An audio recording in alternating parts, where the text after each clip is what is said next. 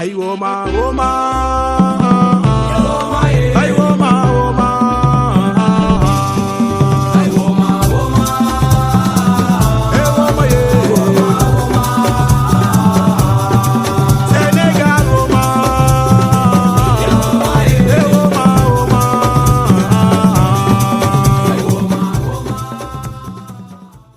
woman. Salam suñu gaay ñoo leen siyaar di leen jox seen wàccuwaay di leen wax welcome back suñu épisode bu bees Sportcast 221 waaw tey moom dañoo am ñaari absent Big Mo dafa manqué ak kii di Mamour Insane mais ñoo ngi ak suñu copain Cheikh Ndiaye ñu koy wax CJ naka mu. waaw mais what's up Tres maa lay ziare bu baax di la jox sa wàccuwaay di la ziare yow tamit les si la ba bàyyi xol yaa ngi feex nag ah mais ñu dugg na dem nen kon li ma ko waxee woon nag saa Amérique Amérique saa mais quand même c'est vrai tey Big Mo neew fi tey Mamour nekk fi mais ba tey épisode bi naan na tàng na neex naan na yëngoo wala foofu. waaw xol yaa ngi feex de tey moom mooy loolu moom tey moom épisode bu neex la ñuy am incha allah aussi ñu invité suñu gan gi ñu ko naan El Hadj Mboup. yes brother. aka Sylla Leuz. waaw noonu la fa demee de. noonu la siyaar di la jox sa wàccuwaay. waaw maa ngi nii rek. xam nga la bàyyi nga nuyoo di nuyu gars yëpp tey moom dina neex dina yëngu franchement. waaw instant yi gars yi moom xam naa kontaan nañ bu baax a baax parce que qualifié nañ am nañ lépp luñ bëggoon. waaw il a Amérique rek instant yi moom incha allah. waaw di leen wax Thérèse moom mi ngi si ginnaaw xam nga di diriger te moom xam naa maay diriger épisode bi. le technicien dirigeant. mi ngi noonu. donc mën nañoo commencer ci suñu ñaari match yi mu doonoon match yoo xam ni voilà 6 points lañ soxla woon pour qualifier finalement suñu match contre Sud Soudan ñoo ngi ko joué lii di vendredi mu doon match boo xam ni Sud Soudan lañ fekki woon këram def match bu neex match bu extraordinaire xam naa boo leen ci mën a ñëw rek vite fait CJ. non bàyyi ma ñëw si kii match bi. match bi suñu gan bi kay tey mooy loolu de l'expert. neexoon na trop franchement après ma gis beneen xaar kanam ci équipe nationale bi tamit. gis tamit beneen xaar kanam ci Sadio Mané xam naa man moom personnellement mosuma ko critiquer man du ma koy critiquer quoi du ma koy faral di def ndax man ci xam naa cofeel bi ma am ci moom moo ëpp yooyu noonu et tout ça quoi mais parfois moom day def loo xam ne mooy loolu dafa bulul quoi waaw ñu koy wax tamit. mais performance na def na li mu war a def wane na ni daal mooy magu équipe bi. effectivement wane na ni moom mooy magu équipe bi dirigé na ay rakam te tamit am na lu gars yi seetluwul. saa buñ ko soxlaa rek mu yóbbuñu. def teew. waaw bii de moom mooy deuxième fois xam naa après dinañ ñëw ci match boobu sax mais vraiment. contre Sud Soudan il était présent.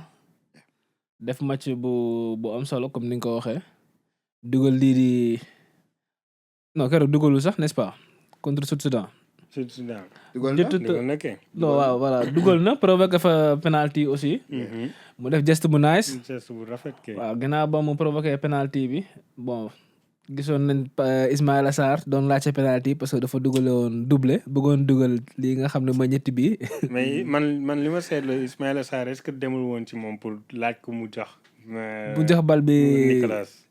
waaw man loolu noonu laa ko jàngatee woon man loolu laa gis nag de. mën na nekk loolu tamit. waaw effectivement man loolu laa gën a foog sax ndax Nicolas moom instant yi moom ñëpp ñoo booloo rek pour jàppale ko quoi parce que moom ci boppam man li ma gis moom ci boppam moo ñàkk confiance ci boppam xaw ma nag peut-être. en équipe nationale peut-être. yenn yi nekk ci ginnaawam wala peut-être moom moo koy xam même ba ci clubam sax de man dama gis loolu avant muy jóge Chelsea yooyu noonu nekkatul Jackson bañ soxla woon daal.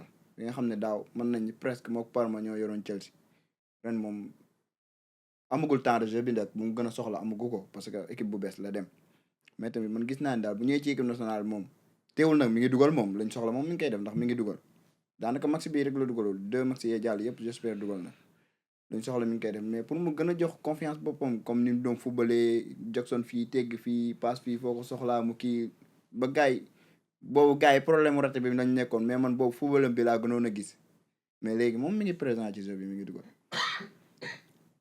Studio noo gisee match bi.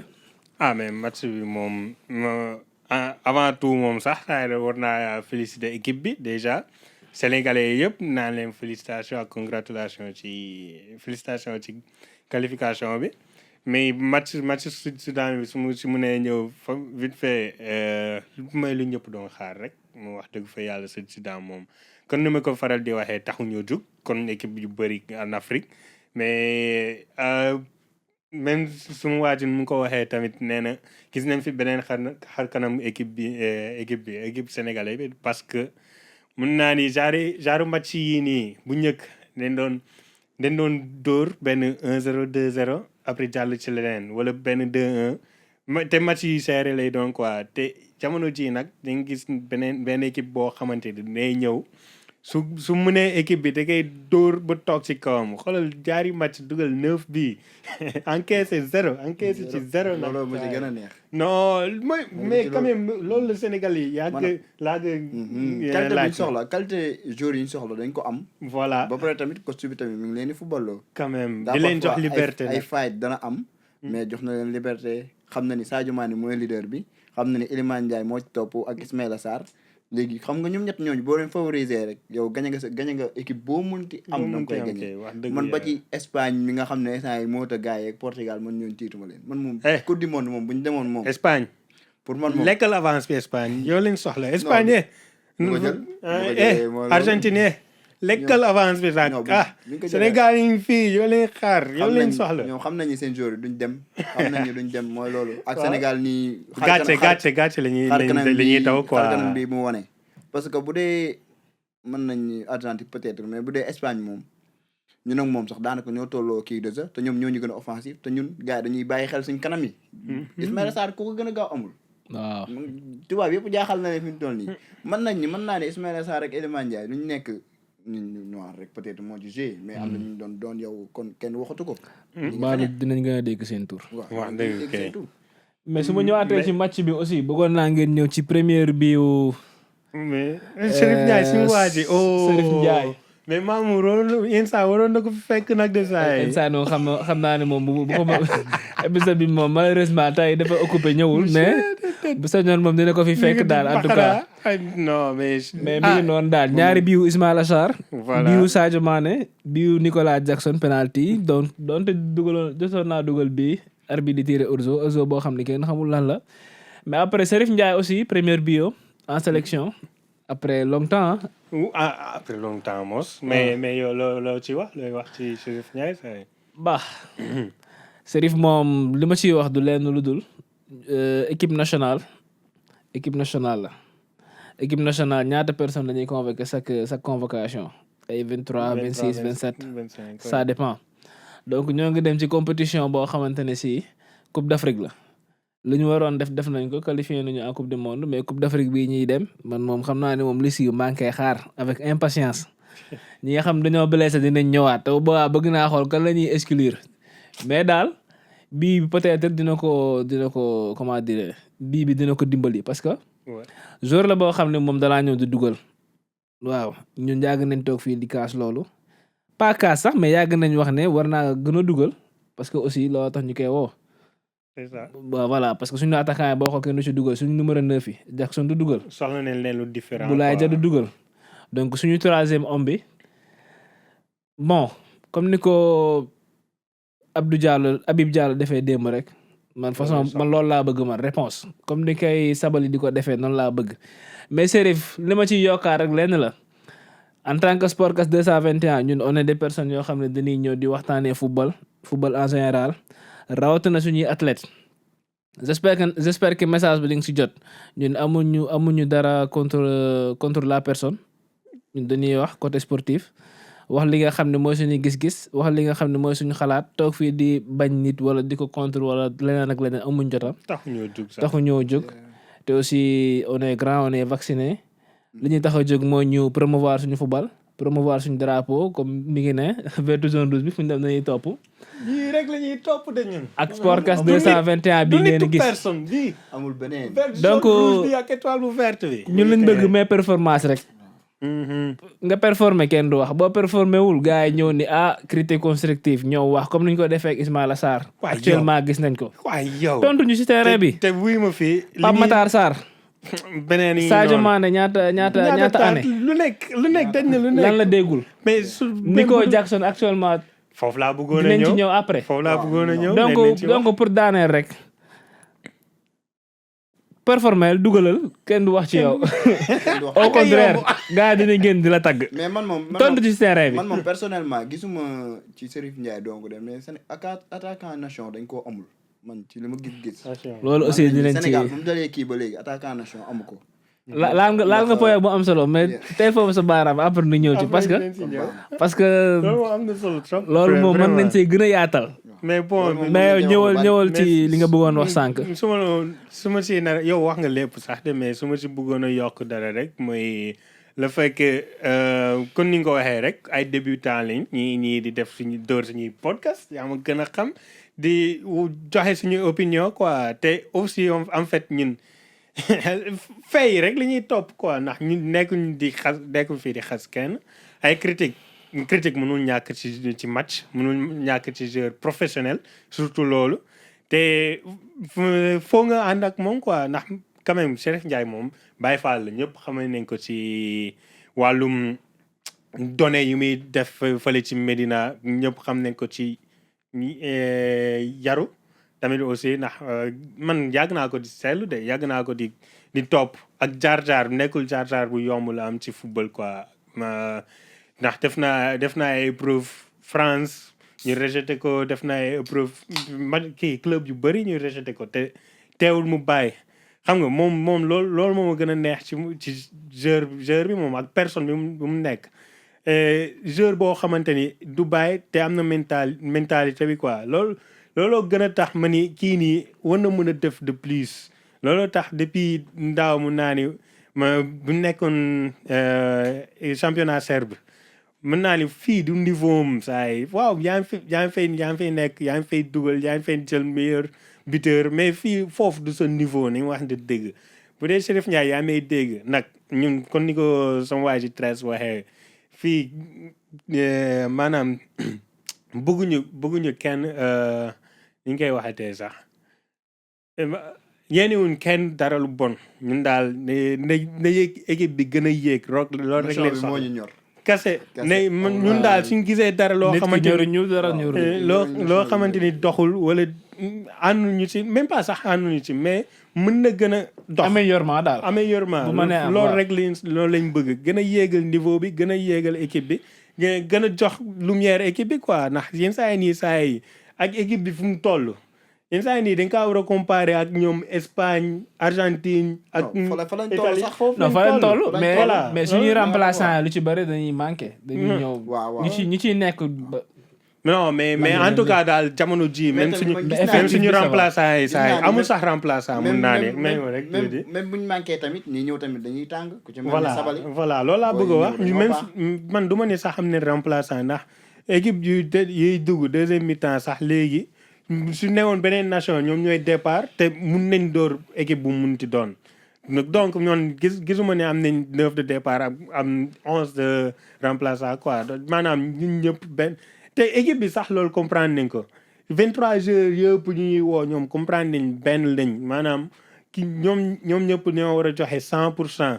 te xam naa ni looloo gën a tax ñi koy convoqué quoi Chérif Ndiaye ndax moom xam naa wóor na ma ne entraînement dina joxe 100% dina rayante ci terrain bi te c'était le temps contre Soudan yegsi na bii yegsi na di ko ñaanal affaire yi gën a yokk mu doon mu am ba ay 30 ba ay 40 bii ci sélection bi loolu lañ soxla ci moom franchement loolu lañ soxla wuñ maanaam attaquant d'accord man football surtout léegi attaquant dafa war a man football quoi mais ñun Sénégal moom pour Sénégal parce que dañ koo manqué soxla wuñ lu rafet bu ñëwee rek ñun dugalal ñu mu jeex loolu lañ gën a soxla parce que Jackson a ngi nii day football blow pied yooyu yëpp kenn dàq ko loo ko jox mu delloo la waaye gisoo bu dugalul rek nga dégg gars yi commencé kaa critiquer parce que moo opté pour attaquant pour nekk attaquant dugal lañ ko soxlaa Chelsea lu mu ko soxlaa woon lu leen doon jëriñ ak am solo instant Chelsea mi ngi koy doog a xam effectivement mais ci match mais ci point bi nga nekk noonu sax bëggoon naa nu jaaree noonu dem ci match démb bi non mais waaw ba tey ndax bëggoon naa wax ci Iliman Ndiaye mais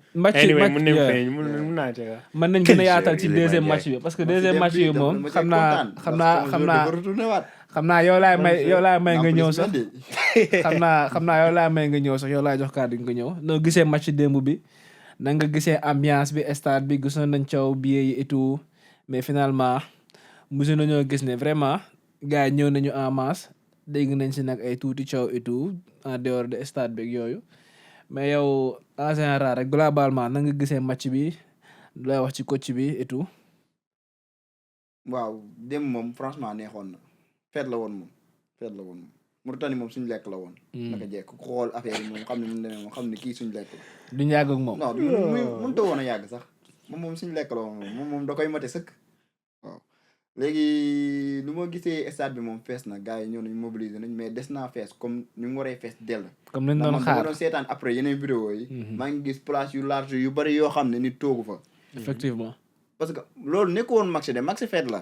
maanaam waaw match qualification yeneen yi noonu lañ ko war a feetee ndax match boobu match qualification la mu nekk sa dernier match boo dooree qualifié. waaw imagine ñu nii noonu duñ dem.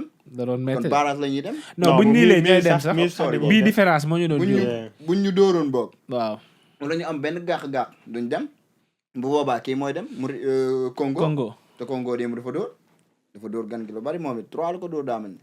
waaw Congo mais yàlla def na moom Sadio Mané moom Sadio national moom sigil nañu démb bu ñëw teel ñoo libéré ndax équipe moom boo xasee ba dugal rek génnee nga ko boo génnee mën nga am li nga bëgg waaw franchement coach bi tamit moom tamit am na dal am na calme waaye man daal gis naa ni daal am na quelques failles daal après bëgg naa nga yaatal ci failles comme que gis nga ay failles ci moom non dina ko argumenté parce que fii moom ku mën di ñëw boo waxee dara da nga koy argumenté fa gars yi dégg si léegi ñëwal ci match bi mais man balaa may ñëw ci match bi nag bëggoon naa space ñëw ci désert yi désertu Oumy désert ba xam xaaral ma ñëw ngeen zoom ko ngeen gis am na solo ma bëggal leen wan nii rek pour ñu nekk fii nii ñu ne ko focus waaw lu na lamp yi tàkk bu ñu nekk fii nii Londres wala fi ñu nekk fii UK sax la livraison bi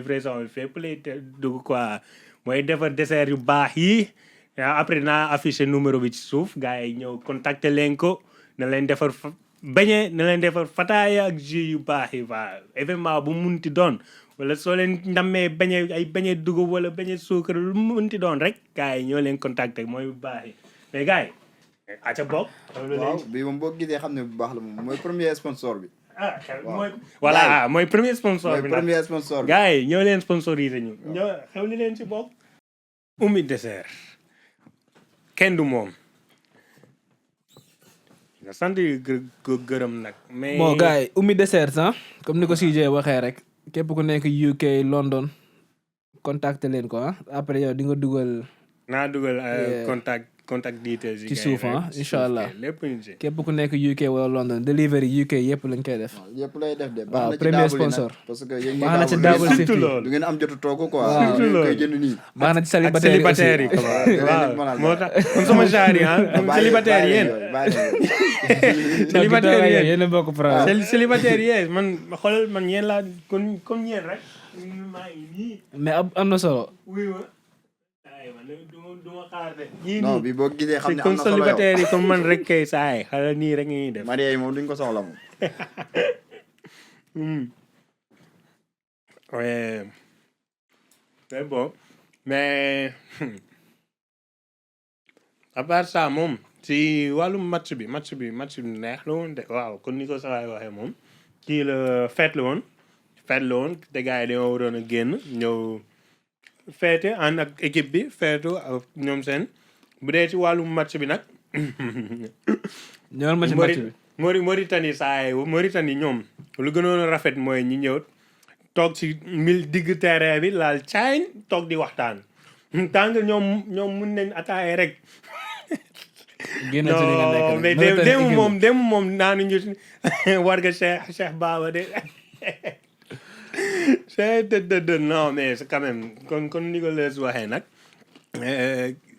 kii suñu lekk la Mauritanie suñu lekk la ñoom bi ñu dalee football ak ñoom ba léegi mosuñ ñoo dóor te new woon suñu démb li ñuy dóor quand même saa démb victoire la victoire rek la saa lañ gisoon loolu dañoo tax a jóg te aussi quand même sur of course Sadio Mané moo waroon a ñëw def différence bi ndax bien sûr gars yi ñu ngi ko doon xaare foofu ba pare moom daa mun Diamniadio moom këram la. non 12 bii la fi dogagul. moom bu ñu dalee bu ñu ubbee Diamniadio. man dama gis ne moom comme Ronaldo laa ko mën a xoolee fi mu toll nii ndax dafa mën bis bu mag. non loolu la fa demee nag. bis bu mag moom da ko mën quoi fi ñu ko soxlaa rek. dañuy teel a libéré. non Sadio Mané moom bon kon ni ko kii waxee rek ñun daal amul dara ni ñu ko mën a wax quoi moom daal wax dëgg fa yàlla gàcce ngaalama. rajo national. kéewatuñ dara waruñu ko wax dara moom ñun say ndax même su doon raam sax daa war a di jeu ci match bi am na ñu naan après coupe du monde 2020 mais moom dina ñëw ba coupe du monde 2030 te soo leen moytu sax 2034 ñu mosol ko. waaw bu boobaa. même 2034 ñu mosol ko boobaa saa yi. boobaa mën nañu jéggal de man moom gis naa ci kanam tuuti moom boobaa mën nañu jéggal boobaa. baal nañ ko quoi. parce que ji nga booy yi ñëw nii. booy yi dañoo teew équipe bi de. non mais. yow gis nga Mayel Assane Diao ci kanam tuuti moom gën a am confiance. yéen est-ce que seetlu ngeen ni Assane Diao ak Iliman Ndiaye mosu ñëw bokk benn terrain di football. Assane Diao Nico Jackson Iliman Ndiaye. imagine Habib Diarra Habib Diarra ci ginnaaw noonu. Pape Gueye 6. mais ñun comme ni ma ko waxee keroog rek ñun li ñu am ci suñu loxo gars yi loolu lañ comprendre gul ba léegi quoi man nag moment boobu bu ñu demee ba ñoom ñëpp daje fa comme Assane Diao Ismaïla Sarr Sadio Mané Iliman Pape Thiaw moo fi ëpp problème effectif au complet Sénégal man gisuma problème parce que xam nga la moo tax avantage la avantage la mais maanaam Ismaïla Sarr day football attaquant te day dugal Sadio Mané tamit boo ko tegee attaquant mën na la ko gérer finition moo ci man jeu boobu sax man ci boppam man si la pour jeu boobu man lay gën a gisee sama bopp ci Sénégal man parce que Assane Diao day dugal Sadio day dugal Ismaïla Sarr day dugal te ñoom dañuy football waaw est-ce que comprendre mais bu dee ñun suñu attaquant yi ñoom problème mu dugal problème mu nation dugal lañ am waaw loolu sànq doon nga ko wax mais imaginez vous que yenn saa yi nii suñ attaquant yi nga lim ailier yi nga lim sax laa war a dañuy dugal militaire yi dañuy dugal attaquant yi duñ dugal comment imaginez-vous attaquant yi commencé dugal nag kii di Boulaye Jackson ñëpp commencé di rajaxe kaay nag waaw buñ commencé man Jackson moom bu doon commencé dugal moom man jàpp naa ñu man si la xanaa kon remplaçant lañ koy utal rek pour bu sonnee yooyu noonu mais football moom moo ko dàq ci attaquant yi bu doon commencé dugal moom dana gën a baax non du moroomu gars yi loolu rek moo ci des mais man gëm naa ni dina ñëw de noonu yëpp man gëm naa ni dina ñëw gëm naa ni dana ñëw ni mais pour mu ñëw moom moo war a jox boppam confiance parce que ni yaa jox sa bopp confiance pare man dama gis ni man personnellement li ma gis moom dafa manqué confiance ci boppam ba pare instant yi jamono ji li ma gis ci moom peut-être loolu la pour man waaw yàgg naa ko di wax daa war a liggéey mental bi ndax mun naa ni mental mooy lépp ci footballeur ci nit sax maanaam nit bu normal nii rek war nga liggéey ci sama mental bi waxuma la nag ci footballeur boo xamante ni di nga daj lu ne te mais moom mental de fer la am quoi donc man jaaxaluma lool moom wóor na ma dina ko liggéey dina ñëw surtout à le fait que Harry Kane la nekkul ci en club te moom même su nekkul foofu Harry Kane su ko jàngalul sax moom na toog di waxtaan dina ci jël ay astuces. non xool ko nii rek mooy loolu. tamit wàllum mental boobu nga wax da cee am solo ndax tamit loolu day dal joueur yi.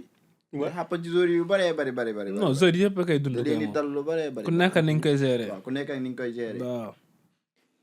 mais moom voilà waaw ñëwal ci Sadio Mané après ma ñëw ci Iliman Ndiaye wala da ngay ñëw ci Iliman Ndiaye. non man dama doon ñëw ci match bi en général. match yi moom def nañ li nga xam ne moo ëppoon solo ñoo gagné qualifié wu.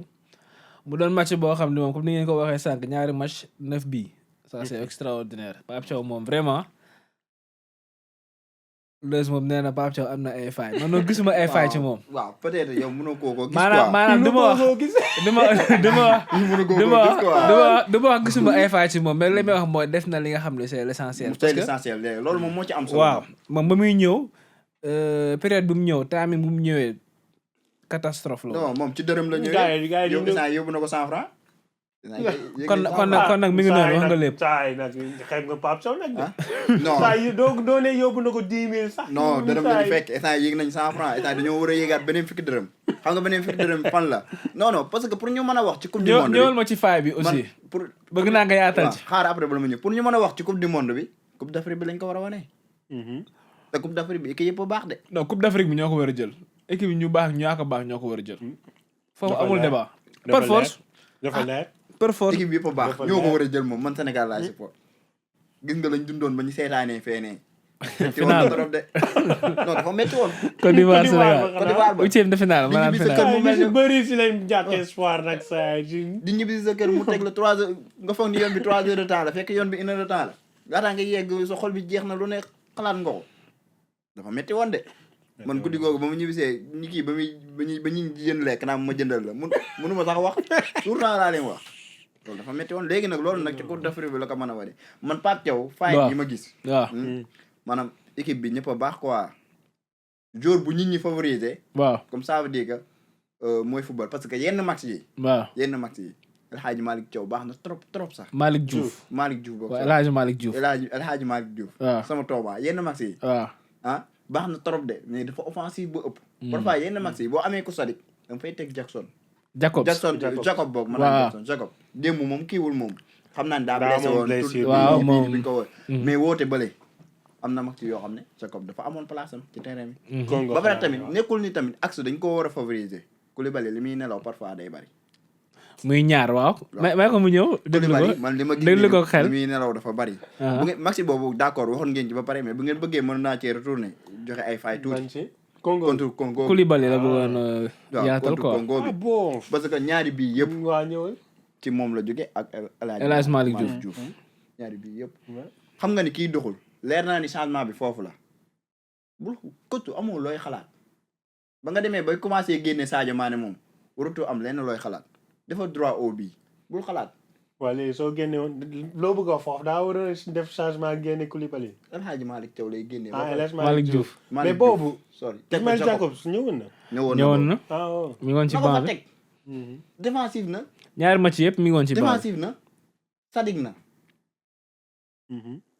mais damaa yaakaar ni est-ce que jóge woon ci blessure boobu. non dara dalu ko woon dara dalu ko woon maxi boobu man li ma gis ba mu ko départ loo laa ba mu njëkk a départ loo kee man laa njëkk a nekkul ni dama bëgg Jacob na ñum ñaa ñëpp laa moom laa bëggoon wax de yow est-ce que jàkka su gën a la góor non du loolu de parce que des fois tamit loolu da ciy am de non du loolu de parce que maanaam daa am loolu lañu war a comprendre loolu ñu koy kaas bari na loolu maanaam pas kaas sax mais ñu koy wax bari na man damay dugg ci live yi n'est-ce pas live yi TikTok à chaque fois da ngay dégg gars yi naan non Ismaïla El Hadj Malick Diouf dafa offensif de trop défensivement des na toujours même wax Jacobs nag il est constant il est présent mën na défendre offensivement tamit melul ni El Hadj Malick Diouf mais mën na débrouiller wu mën na góorgóorlu génn ci loolu la gars yi di expliquer mais man foofu li ma fay tontu lenn la affaire yi moom soit de coach la il faut que ñu comprendre ni football ku nekk ak ni ngay doxee maanaam bu fekkoon Aliou Cissé moo nekk ci banc bi jamono ñu toll nii El Hadj Malick Diouf di gis terrain bi.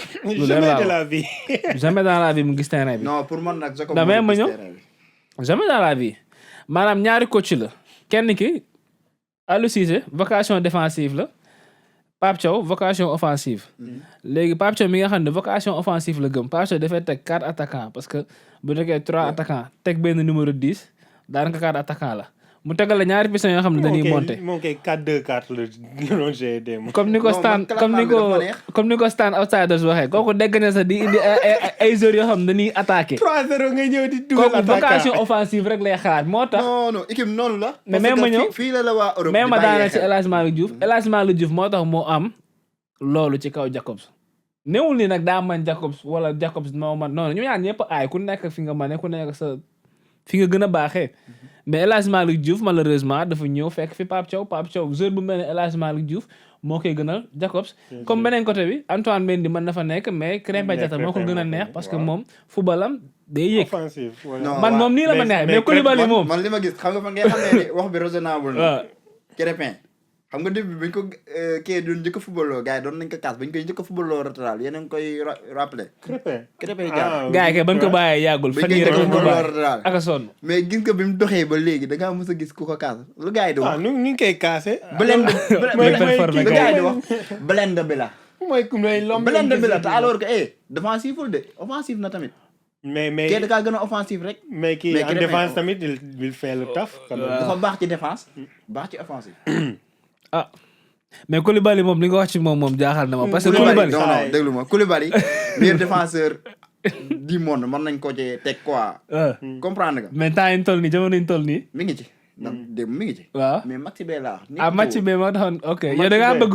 moom daa mais bëgg yow- bu ci kenn néewul Pape Thiaw bañ a toog di xaaraat naa kii cadre la. ay di xaaral na ko génne maanaam man loolu man pour perte temps la man maanaam Mourinho looloo tax mu neex ma. mais tamit 2 heures lañ ko mënee woon Baba Njaxate néew fa woon. Abdoulaye Seck ak ñoom ñaar kese ñoo fa néewoon. Mamadou boobu Moustapha Mbow. mi ngi soog a ñëw. match bu metti boobu dañoo dugal ko. waaw quand même. te nga war a récupérer résultat bi. Jaxate ñëwul woon. tey ñaata ñëwul woon mais li nga war a soolaale tamit El Hadj Malick Diouf wax nañ ko te épisode bii passé sax. match boobu daa tàngoon ci moom pour moom. waaw imagine nga dem ci benn stade boo xamante ni 100 millions de personnes. saa ñii di yuuxu. ci koo xam ne un an ci ginnaaw mi ngi woon Sénégal xuma. waaw di jouer Sénégal. waaw mi équipe bon c'était pas facile. mais réalité jàll la nañ quoi. ci alhamdulilah boo xamante ni. def nañ remontada dem jàll ci leneen ñëw ma dem ñu bàyyi Congo match barrage ko mais yow mais gars yi saa yi war nañ wax alhamdulilah de. non buñ demoon foofu. yaay xërëm ñu lañ fay fekk. non mais li ma ci gën a jaaxal ci match barrage nag saa yi yow déjà yaa ñeenti équipe yu tàng jër kii di Gabon kii di Cameroun Nigeria ak Congo déjà saa yi yooyu rek ay match ci Cameroun lañ naroon dal. match niveau waaw ci Cameroun déjà xërëm yi ñoo leen mën waaye xërëm mais ba pare saa yi ak benn match demi-finale finale te pareegul de soo génnee finale nekkul da ngay dem coupe du monde direct de dañuy dajawaat seen biir encore. non da ngaa war a déjà yeneen équipe intercontinental quoi yeneen meilleur deuxième yeneen playoff lay doon non mais lu métti kay saa yi waaye li mu métti ci barrage bi lu tax mu bëri dañoo toog lu tax mu bëri européen yi quoi non affaire bi changé na de daa changé. non yee daa changé ndax équipe bi daa gën a bëri quoi mais li ma ci gën a métti lu tax mu bëri ay européen quoi waroon nañ bàyyi ñaari équipe africaine de plus rek ñu dem quoi au lieu que benn ca man gëm naa ni Nigeria moo nar a dem moo nar a dem coupe du monde mais mooy loolu quoi ça mais en plus tamit ci Pape Thiaw ba léegi ñuy yaatal ni ma ko gisee tamit jeu bi misé man moom sama play man moom xam nga lan laa bëgg moom man loolu laa bëgg man droit au but laa bëgg benn ñaar ñett àggal ca kaaya waaw man football d'accord jeu bu rafet ci la quoi jeu bu rafet baax na ci trop sax waaye nga jeu bu rafet max ba jeex ñu gañe la ana sens amul benn sens yow say flanc gaaw nañ sa milieu terrain moom bu téyee bal bi kenn du ko nangu benn ñaan ñett nga dugal mu jeex man score bi muy dóor nii man bu ma soñoon mu koy gën a yokk de. dégg kii yaay na rek lak de sa damaa bëgg mu koy gën a yokk jàpp fi équipe boo xam ne équipe yu ndaw yi sax bëgg équipe bu mag laa bëgg ñu dóor ko dóor bu métti score bu loolu dina am loolu dina ñëw ñoo leen ci individualité yi après mais man kay boo daalalee waxaguma ci Pape Thiaw joueurs yi lañ gën a impressionné aussi nga ñëw ci Pape Thiaw aussi voilà man dina bàyyi ma wax ci ñett joueurs yi nii waxaale ci Pape Thiaw kon fan ndax Pape Thiaw moom saay gars yi daaw maa ngi doon gis ni gars yi yu bëri ñu ngi ko doon dute quoi gars yi ñu doon bëgg ay Hervé Renard wala yu kenn xamul mais voilà mais yenn saa yi nii gars yi kenn waxatul te di ngeen ko nangul ndax mën naa ni Pape Thiaw saay base bi fi Aliou Cissé teg défensivement costaud du du bàyyi dara quoi maanaam ba pare di def l'essentiel mais yenn saa yi nii moom da see yokk dara da see yokk caay-caay quoi waaw xanaa mais maanaam caay-caay la ci yokk saay-saay boo xamante ni équipe bii nii ba pare daa xam moom tamit daa xam lu mu yor moom daa am lecture de jeu déjà lu ma ñëkk a rapproché ci moom moo tax premier match yi après match Malawi daaw maa ngi doon wax ni may leen ko temps de jeu ndax man au début du ma ne bëggoon naa ko du ma ne tamit kii woon naa ko man dama doon toog xaar xool lu muy joxe premier 4 match yi ci laa seetlu am tuuti ma ci seetlu mais leen ko temps de jeu ndax lii ma gis nii non ci mbi mi neex quoi te li muy xeeñ neex na te li nar a ñëw année yii nii di ñëw 2025 2026 bii nii tey fii nii laa leen ko wax nag de xaw la moo comprendre leen sax saa nar a ñëw man de franchement moom ak team bi ma gis moom billaahi ak ma honnête ni coupe du monde sax mën nañ ko jël yàlla bu kenn blessé doo wax keroog dama honnête ni man coupe du monde mën nañ ko jël du dee ma sax ay final man jënga mu ma gisee comme Kalidou Koulibaly wala joueurs yi di waxee ay d'accord ay joueurs lañ quoi dañuy wish rek pour am dem foofu naa ay final wala demi final yooyu noonu jël instant yi ñun waru ci ñoo wax ay final ak demi-finale de jël lañu war a wax. coupe d'Afrique bi ñoo ko war a moom. man coupe d'Afrique bi voilà si. d'accord naa coupe du monde. yow xam nga ku néewal doole Brésil. néewal doole Angleterre boo demee coupe du monde nag nañu wax gars yi bi waruñu laa jaaxal. non man moom d'accord naa coupe d'Afrique mais final coupe du monde moom man wax naa ko fii keroog naa ko waxaat 2026 demi-finale ou bien finale sax war nañ ko egg mais suñu jëlul coupe du monde 2026 bi 2030 nañ ko jël leer laa leen wax tey ban jour la 15 octobre 2025 nii tey laa ko wax xoolal ñëwaat leen nag wax ma xam nga lu tax xam nga fu ma ko teg nag déjà joueurs yi ñu am fii nii dañoo mature kon Nicolas Diouf waxee dañoo ñor dañoo am jaar-jaar 2015 ba léegi 10 ans ni ngi depuis Koulibaly bu mu ñëwee ci équipe bi nag laa saa yi dañoo am jaar-jaar te yenn saa yi nii dañoo dem ba ñor équipe bi am benn maturité mentale aussi mais nga xamante ni cadre yi fi nekk fii nii yenn saa yi nii bon ñoo ci nekkagun jotagul pour ñu dem ndax kii di Edouard Mendy Koulibaly spina dorsale ni ñu koy waxee sax. épine dorsale bi. waaw épine dorsale bi moom ñu ngi fi ba léegi ak Sadio Mané saa yi te war nañ am nañ pas-pas bi am nañ mën-mën pour yegg benn niveau. am expérience bi aussi ak benn expérience bi. mais suñ caalee ci 2026 bi suñ ko jëlul. ndax xam naa ni dinañ sorewu mais suñ ko jëlul 2030 xoolal kan moo nar a nekk cadre ci équipe bi kii di Ismaïla Sarr Krépin Diatta. kii di Pape Gueye. ñoo nar a nekk cadre Iliman Ndiaye ñoo xamante ni 2022 def na coupe du monde 2026 dina def beneen coupe du monde. Pape Matar Sarr aussi. Pape Matar Sarr bon. moom daa teel a ñëw moo tax dina nekk joueur affirmé voilà. c'est ça dina nekk joueur affirmé au niveau mondial nag laay wax de. waaw joueur yii nii man noonu gëm naa ne moom jamono yooyu moom laa la wax de mën naa laa limal ñetti joueurs yoo xam ni classement Ballon d'Or dinañ fa ñëw. fa nekk Iliman Ndiaye Nicolas Jackson Habib Diarra wala Assane Diao.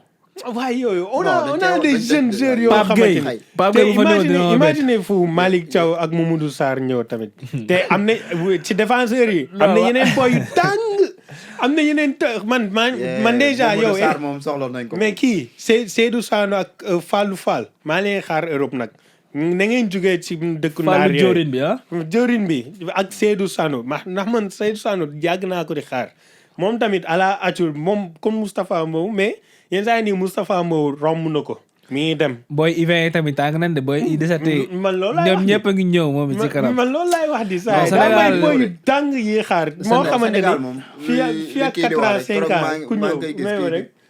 fii ak 4 ans fii ak 3 ans 4 ans 5 ans ku fubalul ñu woo keneen ku ko gën a tàng lay doon fuuf donc loolu tax ma am gëm-gëm ni équipe bii dina sori dina def dara.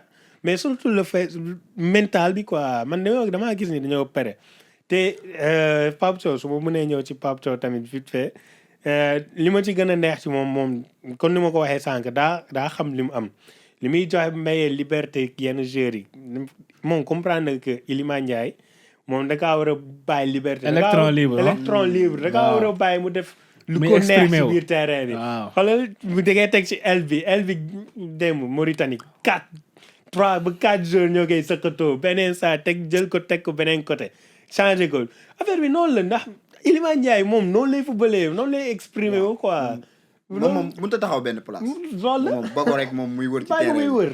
Iliman Ndiaye noonu la booy classé moom dugal ko noonu rek maanaam yow classé ko ci milieu terrain bi rek ba ko noonu. teg ko noonu voilà nga xam ni moom dèjà da lay marqué. ndax mooy suñ talent du jeu. da lay marqué te dafa day marqué. day daw fu ne lay kon moom nga bëgg a def leader technique équipe bi daal. moom la effectivement moom la mais attention moom moo nar a nekk moom mooy leader technique bi mais il a comprendre na ni que Sadio Mané mi ngi fi.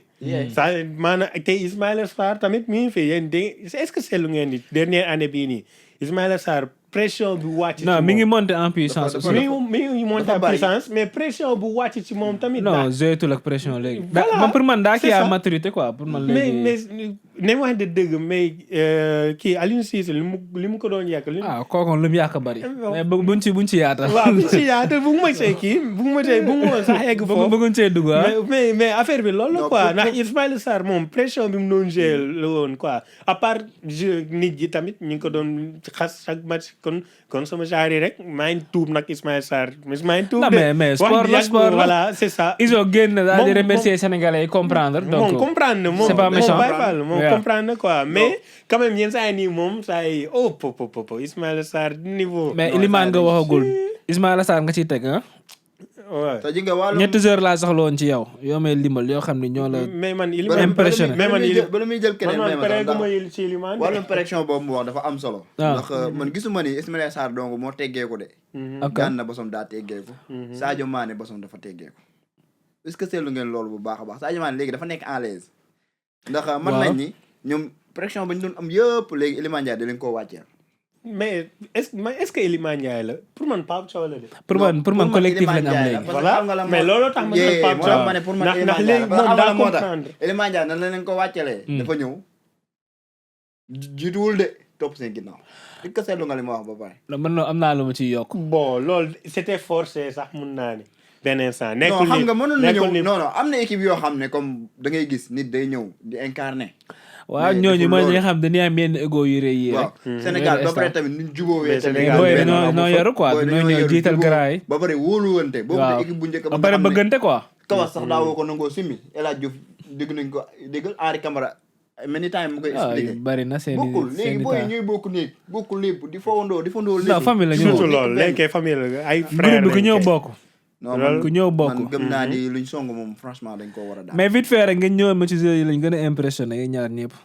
ba ñett maximum. man kay bien sûr Iliman Ndiaye laa teg ci kaw yow xam nga ma bon Iliman Ndiaye parce que saa yi kon ni ma ko waxee sànq Pape Thiaw da kaa jox liberté te finalement comprendre nañ ko te moom déjà mun naa ni jaar moom tamit même chose rek jaar bi mu amagun tax. est-ce que genre école de football moom à part Dakar Sacré-Cœur bi nga xamante ni waaw mais boobu par vacances rek 2 ans dafa def. par vacances loolu mooy académie ba xool mais loolu 3 mois 6 mois. moo tax source d'inspiration la quoi Iliman Ndiaye. parce que ñëw na London doon jouer Sunday League. Rising Ballers. foofu la tàmbalee. imagine toi. jugee fa dem Sheffield. non Bournemouth la njëkk a dem. waaw Bournemouth fa la kii nekk Papi. foofu la jugee dem Sheffield United. imagine toi jugee Sheffield United. ñooy dem Marseille. imagine toi. mais man foofu laa commencé. daa burle état bi. noonu la te imagine su jaaroon ci école de football nag. boy non mbir mi mun naa ni papa moo ko formé voilà loolu laa mën a wax ndax papa moo ko doon yóbbu. non football kii la football mbedd. footballu mbedd la wax. footballu agero. footballu mbedd moo nekk ci moom. mais xam nga lu tax ma naan la footballu mbedd loolu laa bëggoon a wax. même si j'ai ci biir terrain bi même Everton su ma koy seetaan mi j'ai nii foofu day mel ni ci petit calais football. moom à l'aise lay nekk. moom yoonam nekk ci bu pare. te aussi xaaral noonu sax de waaye li ma gën a soxla. moom ragalul gaañu ragalul dara. moom bal waxuma la gaañu sax loolu laa bëggoon a wax ci tànkam. man Iliman maanaam xam nga yow doo nga wax ay waxi Iliman. man ma yoon damay jël sama temps quoi parce que man genre joueurs yi man ñoo may dundal ñoo tax man may seetaan football ba léegi. profil Iliman yi. Iliman nag dama doon bañ di ko topp wala di am yaakaar ci moom muy dem ba ci yàgg carrière am teel a yaa ngi comprendre wala talent bi rek du doy.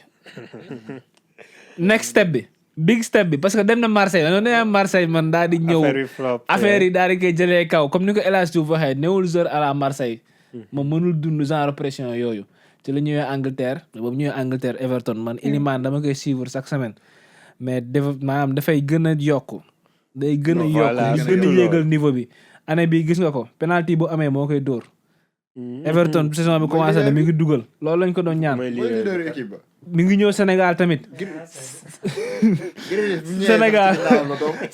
Sénégal saa yu mu ñëwee man xaw ma yéen mais man sama wàllum bopp des fois damay toog ba ci àgg match bi tar comme ñaari match yi jàll première 20 minutes 30 minutes day xaw a con man Iliman rek laa xaar mujjee bal bi wala damay taw sax naan jox leen bal bi Iliman.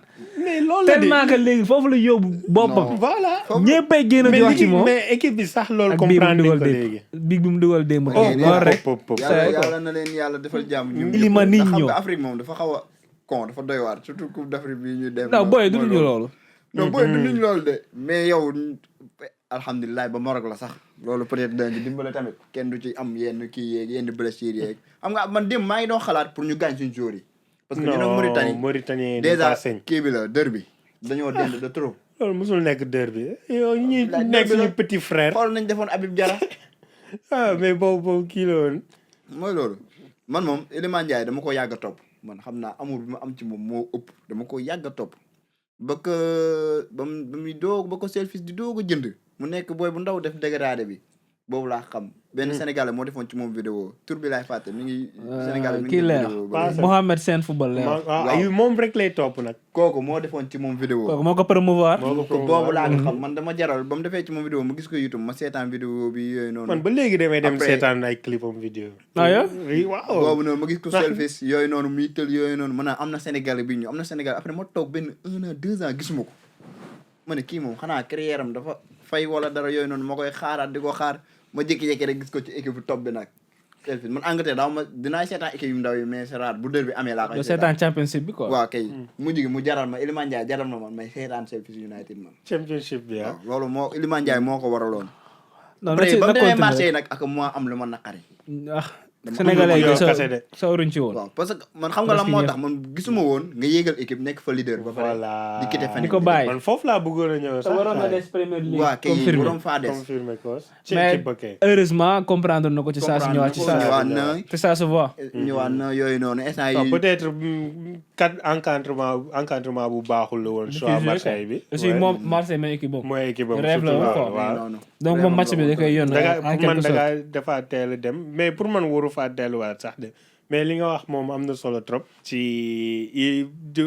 jugee Sheffield dem Marseille daa waroon a ñëw daa waroon a confirmer Sheffield mais quand même noonu la fa demee quoi ndax benn instance bi mu demee Marseille dañ na fa lu metti nag de saa yi bi mu demee Marseille saa yi déjà blessure yi ñëw daa ñëw rek teg blessure yi flop de ak équipe nationale tamit équipe nationale bu leen fàtte ni daan woon am temps de jeu wala dañ su duggee da ngay chaque match da ngay day teel a wàcc ndax non bu naa ma rasta dañ koy teel a génne changement programme wala fin temps rek fe xam nga loolu méttul day jeu ci psychologiquement notion ba ma taxoon a jóg de mais bu départ toon moom daaw ma gis sama bopp ci match bi buñ ko dugalee bu génnee daaw ma gis sama bopp ci match bi saa su génnee dama doon pare ci match bi moom bu kiiwee rek moom waaw mën naa notion booy ma tax a jóg nag mais notion bi ak ña koy doxal non am na ci joueur bu lay gën a góondi quoi parce que da lay leer ni ñoom joueurs yi sax moom la ñuy bëgg muy départ parce que ñoom ak ñoom dañoo am benn jeu boo xam ne non ballon d'or rek lañ ko xoola korog bii bu dugal démb ji nga paasante yi nu mu dàqantee foofu noonu non action changement bi boo seetaan leen ko encore une fois bal bi maanaam action changement deuxième bii bi waaw boobu Iliman Ndiaye nu déparé noonu ba kii non Iliman exploit individuel la def mais kii mi ngi wax action mais action changement bi amul action bu ko dàq deuxième bi bal bi fa mu jógee Pape Thiaw kooku mooy el tactique mais kii bi nag passe mais passe appel di Krépin Diatta bi déjà mais kenn du Pape Gueye passe bi man noonu si Pape Gueye laa ñëw man naa doon xaar nga ñëw ci moom comme que ñëw leen ci moom man pareeguma ci li non mais da ngeen may yàgg fii da ngeen may yàgg yéen may yàgg xam nga ili boo ko tuddee rek kii di nga bëgg Iliman Ndiaye noonu la bëgg Iliman Ndiaye ñun ñaar ñu nekk ñëpp bëgg Iliman Ndiaye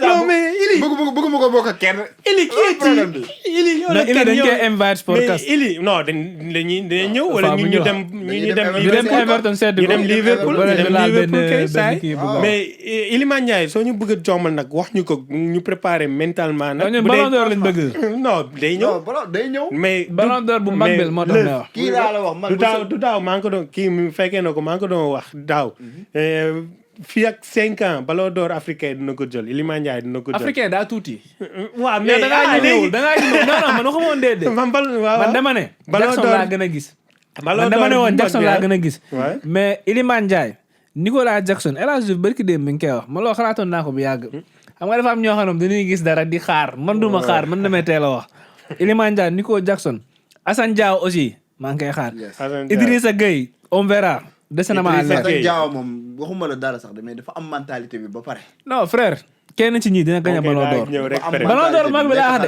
de bi dem ba lay jël waxuma africain de. bu mag bi fu ma yaakaaree ne fan lañ koy jëlee. Ah. buñ ñu xeexul.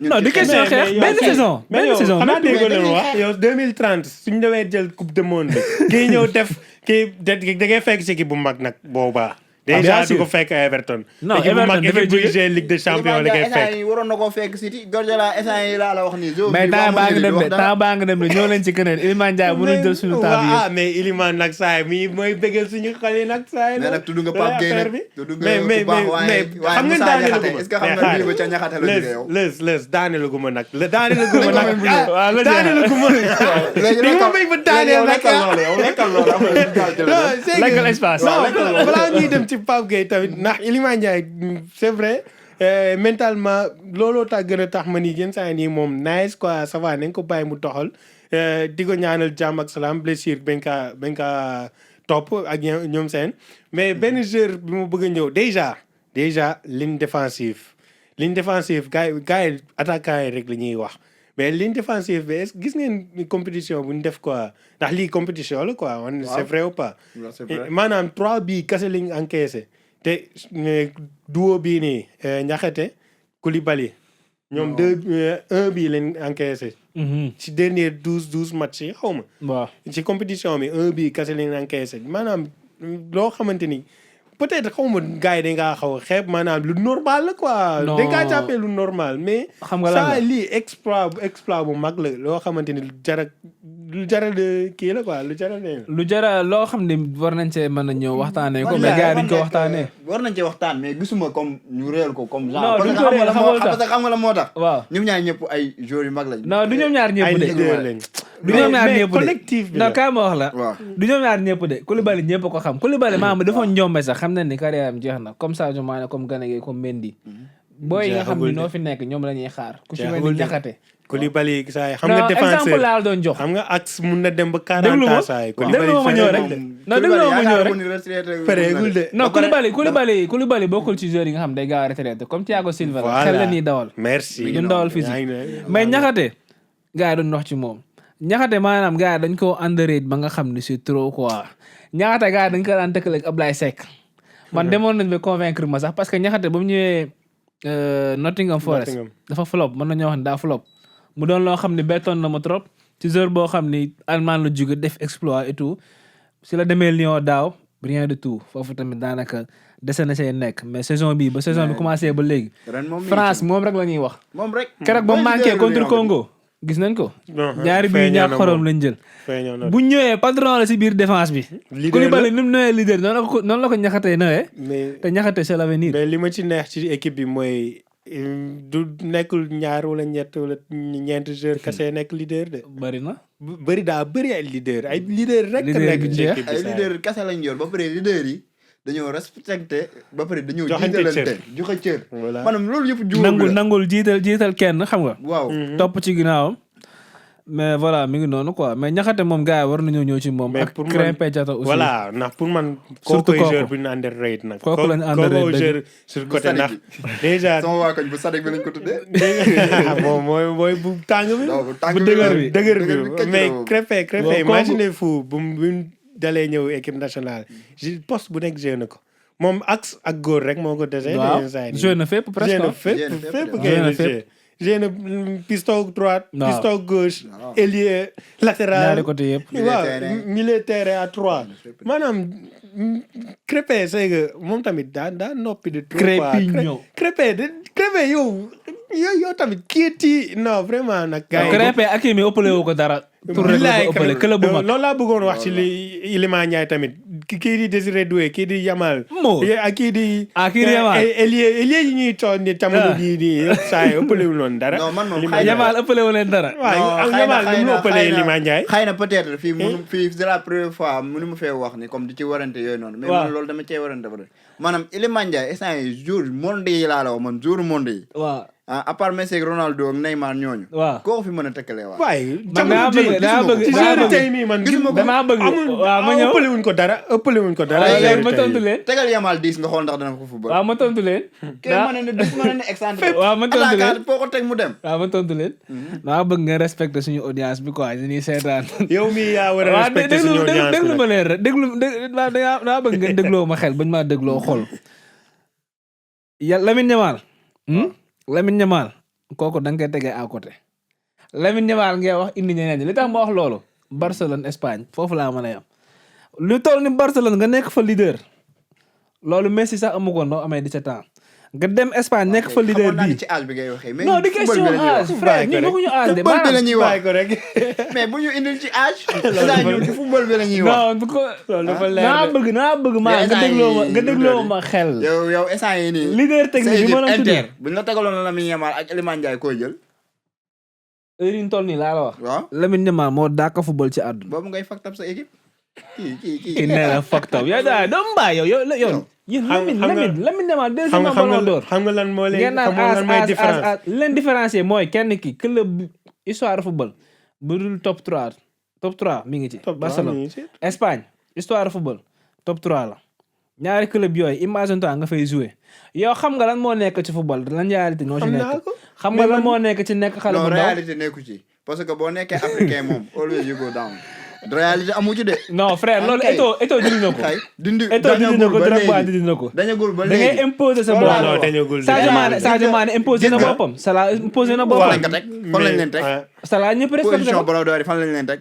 Salah ñëpp ko respecté. ku ci war a jël 2 Sadio Mané jël na deuxième bi. Sadio Mané jël na deuxième. dañ la jox Ballon d'Or. non Afrique non bàyyi leen jooy africain yi moom. non mais Eto'o ak Drogba non c'est vrai loolu mais moo wax am. dëgg ba léegi jox ñu respect africain non généralement duñ compter ñëpp mais ñi nga xam ne ñoo nga def exploit dinañ leen indi fi leen war a indi si taabaa nga man de dem sax ci sama mentalité. te ñoo génn kii bi sax débat bi ñu ba ñu génn foofu sax même ci sama mentalité bi ma am foofu noonu xam nga la laa wax ñett ñii nii ñoom ñett ñëpp ay noir lañ moo tax ñu jox ci kenn Ballon d'Or bi waaye bu ca waaye nekkoon mooy jël Ballon d'Or bi léegi après mën nañoo génn foofu nag dem feneen après loolu moom question nga koy laaj gars waaw loolu gars yi nañ leen ci tontu rek tontu leen ci boo rek amee loolu leen ci yokk aussi balaa ma ñëw ci résultat yi Iliman Ndiaye ci gis match naa yi ni amul benn ailier bu ko ëppale dara ndax aywa bu dee yaa doo waxee Lamine Yamal mais Iliman Ndiaye fii la ko ëppalee nag man loolu laa gis mais que Lamine Yamal donc loolu mooy jour voilà te bon Krépin Diatta nag moom laa doo wax saa yi Krépin Diatta vraiment quel joueur ndax saa yi moom deseetuñ dara quoi te demaguñ fenn ak moom il a encore beaucoup à prouver te joueur boo xamante ni kër bëgg demoo ñëw njaay rek mi waxtaan ak manager bi naan ko coach Monaco bi naan ko yow nu ma mënee nekk joueur essentiel mun naa ni équipe bi saa Krépin Diatta léegi kenn laa gëj a gis Krépin Diatta kii mu toog ba wala départul maanaam moom mu nekk joueur essentiel fii ni ci équipe nationale nga koy bëgg a teg ba ci club loolu fu mu am loolu daa mën a nekk loolu moo lay wan tamit leadership bu mu am sax changé na coach waaw li may wan leadership bu nekk ci moom quoi ndax moom bokk na ci leader silencieux ci kii bi ci équipe bi équipe nationale bi quoi donc di ko gën a ñaanal rek affaire yi gën a yokk te gars yi di ko gën a bàyyi xel quoi ndax vraiment kii nii bon du ma ko tëkkale ak Hakimi mais mun naa ni top 3 ci défenseur africain sûrement il est là ci latéral droite défenseur. waxal sa dernier mot ci équipe nationale bi balaa ma ñëw ci résultat waaw ma wax sama dernier mot daa jëlaale sama 3 jours yi. Eli moom du ma ci wax ndax kii wax na lépp. ok parce que foofu moom dama la koy may. fii kay yéen a wax fii kay ñoo waxandoo kay saa la. non Eli bi moom dama la koy may. Eli moo jël suñu épisode bi quoi. deuxième bi damay jël ci Pape Gueye ni mu amee confiance ci boppam. fu mu doon waxee nit ki da ngay am sa confiance ci sa bopp ba pare doo ko mën a def li nga bëgg a def ci terrain bi. moom déjà dafa am confiance ci boppam moo tax instant yi terrain bi lu ko neex lay def. dara safu ko lu ko neex lay def. moo tax warul manqué ci équipe bi de. fu mu ko neexee lay passe bal bi. beneen bi moom damay jël sama retour joueur bi Nampalys Mendy. franchement neex na ma trop parce que xam nga lan moo tax. ba muy toog ban la ñëw ñu militaire bi moo ko géré ba jël coupe d'Afrique bi. léegi retouram bi moom man boog bëgg naa tamit mu ñëw wër coupe d'Afrique ndax soxla nañ ko trop. yaakaar nga ni dina ñëw. am naa ci yaakaar parce que Watford mi ngi ciy football. def leen ci nànk de mën na ñëw de. mën na ñëw bien sûr tamit bu performé bu ñëwee parfois Gana Gueye day sonn nit la. dañuy mais soxla Gana Gueye place Gana Gueye il y a Pathé Ismaël Ciss. xam nga comme 6 bu mel ni Gana Gueye Nampalys Mendy lañ ci am 6 comme 6. profil bu mel ni. bon Nampalys mun naa ni léegi. te man boo ma tegaloon Pathé Ciss ak Nampalys Mendy. jamono yi. Nampalys Mendy bu doon toog baax sax moom yaa ngi bëgg Nampalys yow bëgg nga de question Nampalys de question que de bëgg Nampalys Mendy mais da ngay xool qualité de jeu yi xam nga bokkul ci ñoom ñaar ñëpp qualité de jeu yi bokkuñ Pathé Ciss mën nañu moom taakal lay footballé day football nag mais mën nañu taakal ngay lay gën a footballé waaye effectivement Pathé loolu lay am complet bon waay Pathé Pathé ñaar yëpp la ma ne. mais Nampalys man na défense man na offense. Nampalys moom yow saa yi da nga dul seetaan Pathé Ciss rek moo tax. maa ngay seetaan doo ko seetaan non soo ko doon seetaan doo wax lii doo wax lii si Pathé Ciss. Pathé mais lay Nampalys complet jure. intelligence li nga bu nekk complet googu ngay wax nag moo nekk ci Nampalys non demal ci ginnaaw nga xool ba ñuy jël coupe d'Afrique ba yow xaaral ma la daaneel weesu na. nañ ko may mu daaneel loolu jàll na. nañ ko may mu daaneel. non mais da doon toog ba xam nga ko doon toog ba ñëw di départ yow di def max yu baax xam nga kooku yow instant yi bu nekkaatee nii dañ koy soxla coupe d'Afrique bi coupe d'Afrique man gis naa ne soxla naa xaw ma nag yow nag sa opinion. non man moom sama gis-gis moom mooy que Nampalys am na ñu ko fi jiitu maanaam su naree ñëw moom war na liggéey ñombe war na liggéey lu bëri kay saa yi ndax à part bon man di ma gis lu tax ñu woo ko kii Habib Diarra mu ñëw ak Lamine Camara bu leen fàtte loolu bon su fekkente ni daan naa ñëw xanaa nga wàññi benn milieu offensif kii di Cheikh Niass entre ñoom ñaar la quoi te Cheikh Niass war na mën a gën a prouver boppam fële ci Verona ndax nekkul partant mais su nekkee partant fële ci Verona Nampalys amul place. man Cheikh pour loolu laa seet xaw ma ko du ma koy toog. Sabali daal laa ci gën a xam ci booy. Cheikh Tidiane. waaw kooku moom baax na trop. bon fa nga yem ah. waaw foofu la yem. non Sénégal moom voilà comme ni ñu ko commencé woon ci épisode bi rek ñoo leen di féliciter di wax ne vraiment ñun moom am nañ yaakaar ci équipe bi gëm nañ ne équipe bi mën na gën a améliorer bon man moom xam naa moom doon ngeen wax ci joueur yi ma bëggoon a ñëw xanaa Nico Jackson kooku moom temps yoo xàmmeetuma ko franchement man moom sama joueur la yàgg naa kaa défendre mais temps moom dafa xaw a absent comme man nag j'espère que dina retrouver à niveau am daal en tout cas. parce que Sénégal soxla na ko te Coupe d'Afrique mi ngi ñëw Coupe d'Afrique bi yàggatul. Coupe d'Afrique bi est-ce que dina ñëw. kan dina ñëw. Jackson. waaw xanaa yaa ko dul yóbbu. non man moom gis naa ni sax buy toog baax sax Bayern sax soxla nañ Jackson. non mais dañoo amul. maanaam attaquant bu mën a football. non ñëwuma sax foofu est-ce que loolu lañ soxla sax. man waxuma attaquant bu mënta football de.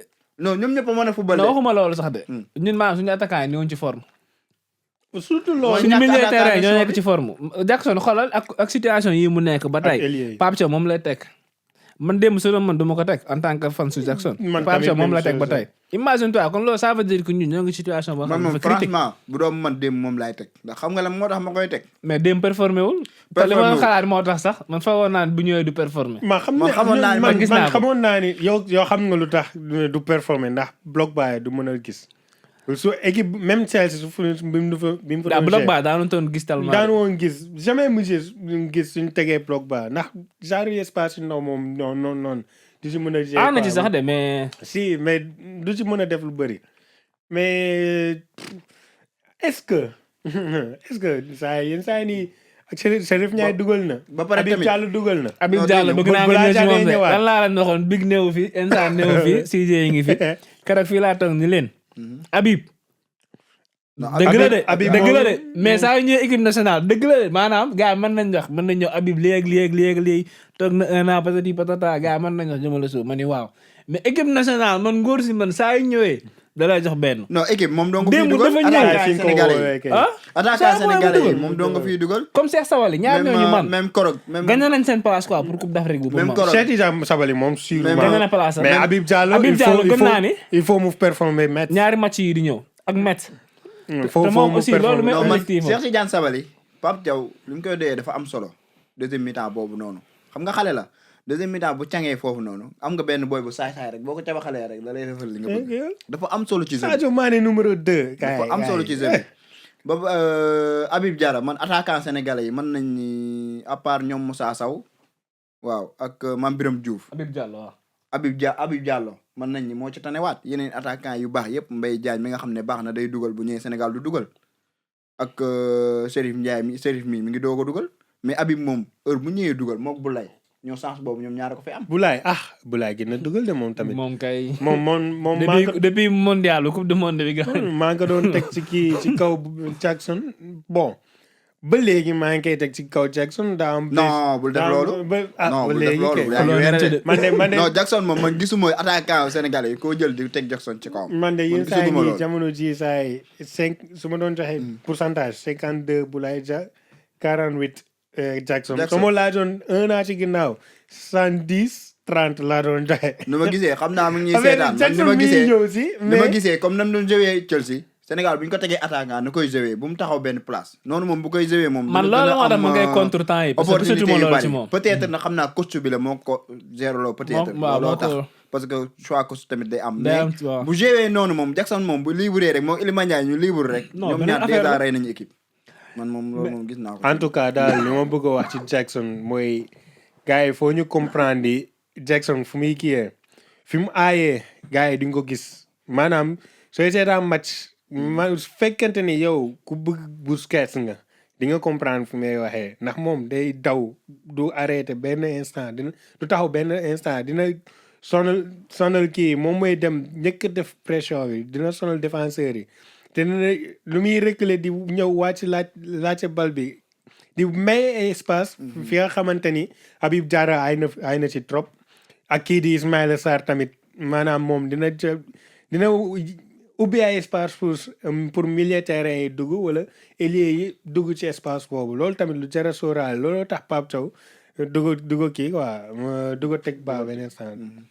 waaw léegi ginnaaw ba Sénégal qualifié ñu ñëwaat ci yeneen 7 équipes yi nga xam ne qualifié nañu actuellement Tunisie qualifié na comme d'habitude ñoom moom dañuy qualifié kenn du leen tudd kenn du wax ci ñoom mais moom dañuy qualifié à chaque fois presque.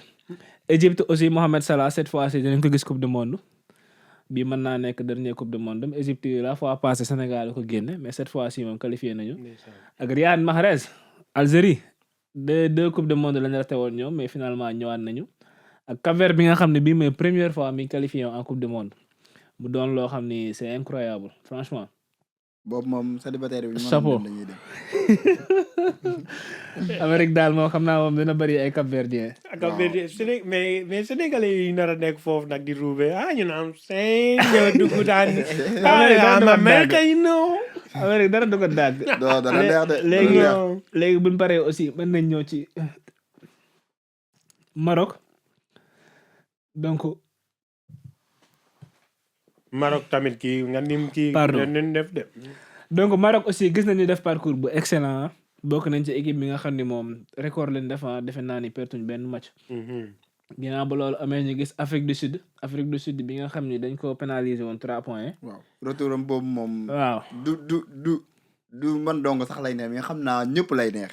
parce que 2010 ba coupe du monde ba noonu demee woon moom. ñu bari nag loolu lañ doon wax ci réseau yi. retour bi moom dana neex trop ambiance bi yëpp ñoo ko yoroon presque fecc beeg kii bi nu mu neexee gaa seen dëkk la woon. mais ñoom déjà coupe d'Afrique bi sax gis nga bii passé ni demee. ñoom dañoo mën ambiance. mais pas seulement dehors mais ci biir terrain bi. waaw équipe bu équipe baax la gis nañ ko ci coupe d'Afrique bi. dañoo am fulla ci terrain bi coupe d'Afrique bi jàll. Afrique du Sud dañoo déggoo ci biir terrain mi ngi monter en puissance quoi. voilà vraiment équipe la boo xam ne man pour man coupe du monde yi fa demee dinañ def différence.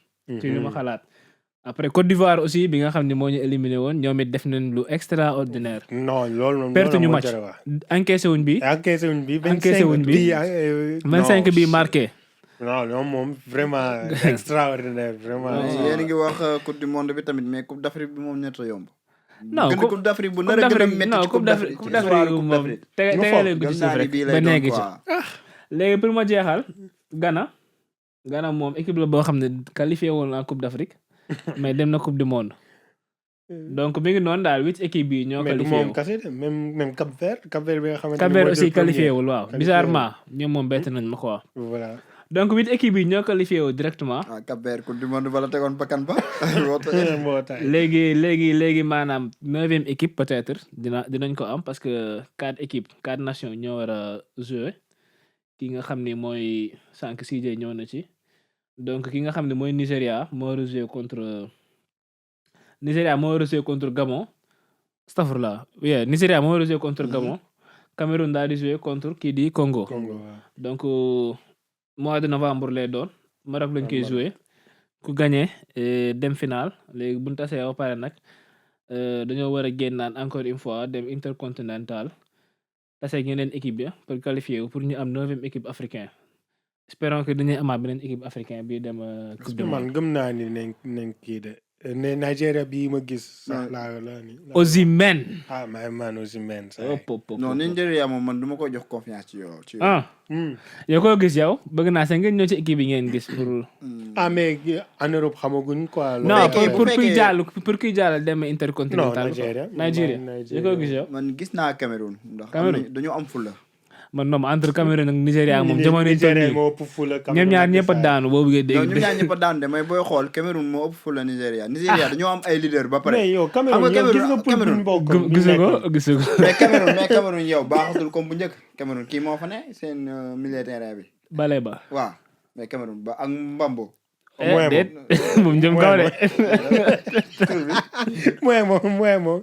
waaw joueur Manchester bi. waaw te kooku duy dox Cameroun. kooku yim dem yëpp doxul gis ngeen ko gars yi dañ koy critiquer sax moom yim dem yëpp doxul ñaa ñooñu doo nga fa ne Cameroun xam ngeen ni baaxul jom rek lay demee. am na yeneen joueur de mooy loolu de. am na état yong am na état yong mais pour seen défense be kii na. mais par rapport ak feenee. Nigeria dafa baax. waaw baax nañ mais qualifié ñàkk jom a tax mu nekk fii. non même pas mais seen poule bi moo gënoon a métti. waaw poule bu tar la woon de. poule bu métti la woon sax. Afrique du Sud ku ko am adversaire. ak Bénin sax ba nga xamante ni tuutee des bu qualifié. Bénin moom muy def ay prestations moo première place match avant ñuy jouer match démb yi pour te dire. moo nekkoon première place waaw ndax. mais man ma bëgg naa benn équipe africain ñëwaat wala ñoom waaw bu loolu jeexee mën nañ ñëw ci résultats yi européens yi aussi. Espagne moo door Bulgarie 4-0. Merino moom temps yi day dugal rek. Turquie contre Arsenal la yow. Turquie contre Géorgie. donc Turquie moo gagné 4-1. Turquie moom jamono yi ñu toll nii moom Yildiz ak Arda Güler ñoo fay gérer. waaw joueur bu mag baa fa ne. joueur bu mag bi dàq football yamal. léegi buñ paree si loolu. aussi kooku Arda. comme que Iliman Ndiaye moo mën ñëwaat kay. lu waay wax ñu nangu. léegi buñ paree. Irlande moo door Arménie 1-0. Portugal CR7 Cristiano Ronaldo légende bi moo dugal. 948 bii xuma. waaw meilleur joueur du monde dafa nekk na maninam. déggal donc ñoom dañoo égaliser contre Hongrie. donc Estonie daa niil ak Moldove. donc Italie moo dóor 3-0 Israël. Italie moom dem na ci playoff. non man kii wagul. wala kii wagul. non il a encore du chance pour dem directement. non du dem parce que Norvège defe naa 12 bi. non déjà 12 bi kii la am xaw ma Norvège moo ko rawee 3 points. Norvège moo ko rawee 3 points mais dañoo war a jouer waat di wala. est-ce que dinañ jouer waat. c'est que man. ñaata match moo des ban Europe nag. waaw man tamit mooy loolu de kenn qualifié gu fa kenn comme qualifié mu am waxuma comme. waaw dañoo war a jouer waat kay. war nañ jouer waat. mais daa war a kii daa war a espérer. man moom Norvège def faux pas quoi. waaw parce que bu dul loolu bii différent lay doon quoi. Israël yàlla bu mu ñëw rek. non Israël pare na ci. non pare na ci. Israël kay pare na ci. donc Serbie gagné na 3-1 contre Andorre. England moo dóor Latvia 5-0. mais Tuchel mi ngi def lu baax. ay yow ba ma gaay. Tuchel moom fekk euro bi ñëwal moom mënuñu ñëw xam ay Moldavi la fi dajee. parce que équipe Angleterre moom lii da koo yàgg man. équipe yu ndaw compétition lañ mën. équipe yu ndaw rek la dóor quoi mais xam nga. ay Latvia ay Moldavi ay. mais nekkul di encaisser ba pare Tuchel day doo score de. ay Andorra luy Andorra. Angleterre xam ngeen ni équipe ndaw yi daaw leen doo score de moom ay 1-0 la 2-0 yooyu noonu pare na. yii moom mu ne ko nañ bàyyi ba compétition bi ñëw xool. donc daal xam naa ne daal mi ngi noonu 28 nations ñoo qualifié gul à l'heure actuelle. Sénégal bokk na ci loolu moo ñu amaloon solo ah. le reste mu nekkoon suñu yitte de. waaw mu nekk coupe du monde bu nar a neex nag. vraiment ci ñett Canada États-Unis ak. dina nekk Mexique. mais ku bëgg a performer coupe du monde bi moom man gëm naa ni ci africain yi ci coupe d'Afrique bi nga ko war a wane. Coupe d'Afrique bi ni nga ci amee yaakaar man amee non ko Coupe ci d'Afrique yaakaar. bi parce que dama gis ni Coupe dafa d'Afrique nar a mooy métti. entraînement pour coupe du monde bi. Coupe d'Afrique bi dafa nar a métti Waaw, quoi mais- dafa nar a métti trop sax noonu te daal instant yi ñoom, Sénégal équipe bu Europe yi yóbbuñ ko ku ne da koy bàyyi xel ku ne da koy bàyyi xam nga Sénégal da daan football équipe Europe di leen ragal mais léegi bu ñu football ñoom dañ ñuy ragal ñemeetuñ ñu comme ñun nañ leen ragalee woon ñoom ñeme d'accord football la ku nekk da ngay doo bàyyi xel sa morom mais comme Sénégal nu mu daan ragalee comme Angleterre ba ñu dajee moom ragal lañ ko defoon moo tax mu doon ñu dóor yu métti yi mais xoola par rapport ak bii jàll dañ koo ragal dañoo ñëw affronter ko def lañ war a def jël luñ moom mu jeex léegi nag bu fekkee ne da nga ñëw fii ba fee nekk na ba Afrique fii nii ah boo demee Day kii de, ah. mooy loolu day xaw a kii gars yi duñ la bàyyi xel sax dañuy ñëw rek dóor dañ naan ah moom de dafa nooy waaw ñu xaw a gën a tàngal tuuti lu ñu doon tàngal nañ ko yokk parce que gars yi dañoo wow de man ni Iliman Ndiaye woowee Ismaïla Sarr woowee ko Krépin Diatta woowee ko gars yi noonu lañ war a woowee de terrain bi bi war am nooy de dañ koy bon am na soxla solo je pense que laal nañ point yëpp ah daanaka dara desul ñu yamale ko foofu ah naa loo ci bëgg seen dernier mot rek ñu tàggatoo. waaw neexoon na de c'est la première fois mu ñëw fii mais macha allah. kër gaa ngi nii moom saa yoo ko sentiree rek tu es le bienvenu ah. waaw l'expert. waaw. léegi laa de. indi nañ leen ko dégg bees ngeen ko mais moom. commentaire laa gën a mën a nag xam naa xamoo de maa nekk di ruube commentaire yi non mu ngi noonu de non yaa wóor nag vraiment. man ngaa tàggatoo si kontaan nañ ci kontaan ci sa teewaay. kontaan nañ ci épisode bi tamit ça a été Sénégal nag on est fier de vous benn message bu ndaw tamit bi mu bëgg a lancer sénégalais yi ndax sànq ñu ngi ko doon wax yaakaar naa yaa ko doon wax ci équipe bi quoi équipe bi nu mu mel ni mu mbooloo maanaam ñu nekk ay frères on est tous ensemble xool ñu kii Ndar la juddoo kii Joola la kii France wala Belgique kii binational la waaw xool ñu loolu yëpp xool ñu ko ñoom ñëpp dañoo mbooloo nekk benn di ànd pour benn objectif loolu la sénégalais yi war a def tamit même chose kon loolu exemple la war a doon ci Sénégal ci sénégalais yi quoi xam nga war nañ te roy ci ñoom ay Gana Gueye ay Koulibaly ñuy def ci biir terrain bi ak dehors mun naa ni ñoom ay nit yu yaatu lañ ay nit yu suufe surtout nit yu humble ah. waaw humble surtout loolu nga xamante ne ñoom ay milliardaires lañ mais yenn yi mun na leen say bañ a fekk gis nañ ko démb ci après match bi gars yi ni ñuy ubbee ko noonu di ñëw di waxtaan ak gars yi même bu ñu ñëwee fii Angleterre am naa ci exemple personnel ak kii di Lamine Camara toog ñu waxtaan ak kii di El Hadj Diouf nga xamante ni moom comédien la gars yi lu bëri duñ ko gis quoi loolu war nañ cee mën a jàngat war nañ cee mën a am jàngat bu bëri ñu mbooloo ñun ñëpp yéen a ma gën a xam ay ñinte ànd ñun ñëpp pour benn objectif développer suñu réew te gën a avancer quoi loolu rek laa amoon ci li ma ciy sànni maa ngi jégalu nag ci kàddu yi su fekkente ni daa am lu ma wax loo xamante ni dalaa touché yow mii di ma seetaan wala yéen tamit maa ngi baaloo ak ñëpp waaw di leen jox rendez-vous prochain épisode te dee leen tapoter dee leen déggal ma naan mais li ki nekk live dee leen ñëw subscribe suñu kii page YouTube bi surtout YouTube bi gars yi YouTube bi moom gisuma fa kenn maa ngi gis TikTok bi moom gars yi macha allah tabarkalla macha allah ñuy ñëw di commenter gars yi gërëm naa leen même Instagram bi gars yi ñuy ñëw voilà c'est ça mais YouTube bi nag ñoo leen di seetaan si vidéo complet maa ngi gis gars yi di ñu koj di xaar suñu vidéo TikTok yi quoi. Reels yi quoi rek la ñuy xaar ñoom loolu. ñoo leen seetaan épisode bi moom tey parce que ndax doo comprendre contexte. doo comprendre contexte bi yëpp. ak Reels yi. dem leen abonné YouTube abonné commentaire. waaw moom ku bëgg a defante rek maa ngi sa commentaire. non na la fa fekk. ku bëgg a defante rek commentaire. je pense que wax ngeen lépp vraiment daal épisode bi neexoon na ñoo ngi voilà remercier les ci voilà li nga xam ni defal nañu ko tey ñëw xam nga. ñu ngi koy remercier di ko jaajëfal di ko wax ni saa yoo bëggee ñëwaat rek mën nañu incha allah di wax tamit li nga wax sànq man lu ma ci yokk mooy équipe bi moom je pense que li ñuy gis ci terrain bi ñun en tant que nation bu ñu ko doon doxalee dina gën a baax parce que l'union fait la force les Français di wax. donc ñun soxla nañ ko quoi des fois da ngay gis kii demee boor bi kii demee beneen côté bi te loolu lépp amul solo bu fekkee sport moo ñu tax a jóg sport ñun ñoo la laajte soxlawul kii ñëw xam nga xëccee booram keneen ki ñëw def noonu non non ñun benn équipe la ñor benn nation la ñor du sax équipe nation la. voilà gars yi bu ñu ñëwee duñu représenté yaa ma gën a xam ñun dañ ci am ay avantage Sénégal lu mu qualifié ci coupe du monde bi ay millions et millions la ciy gagné te loolu yëpp day demaat ci infrastructure rek leneen ak leneen loo xam ne ëllëg mën naa indi xaalis wala koom-koom wala dara ci réew mi. donc mi ngi noonu daal gis ngeen président Diomaye aussi ñëwoon na stade seetaan si match bi yooyu yëpp ay signe la loolu dafay wane ne gis nga bu doon loo xam ni c'est extraordinaire c'est à saluer.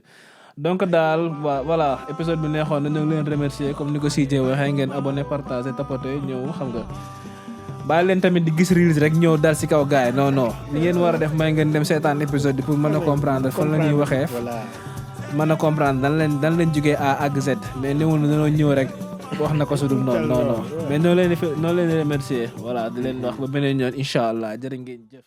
Hey woman, woman, hey woman.